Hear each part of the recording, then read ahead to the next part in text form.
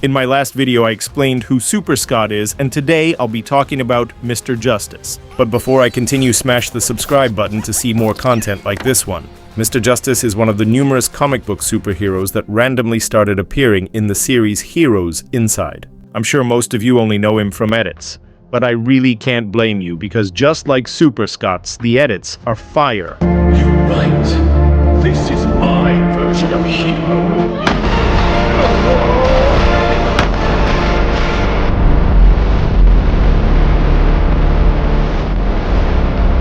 Although Mr. Justice was created by the same person that made Super Scott, he has a completely different art style, with less realistic proportions making him look like the typical comic book superhero. Personality-wise, he seems to be a pretty chill guy, trying to be heroic in everything that he does, including taking care of Mrs. Cubbinson's garden. Mr. Justice's abilities allow him to absorb the kinetic energy of any physical attack that he received, making him virtually indestructible. You've got...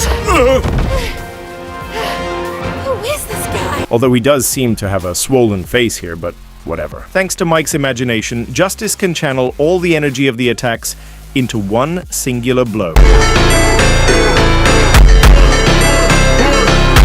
As you can see, he's clearly powerful, but does he beat Super Scott? Prior to receiving damage, Justice seems to have the strength of a regular human. So he definitely wouldn't harm Super Scott if he attacks first. To win, he can continuously absorb Super Scott's blows and then send them out in one powerful attack, just like how he did in the series.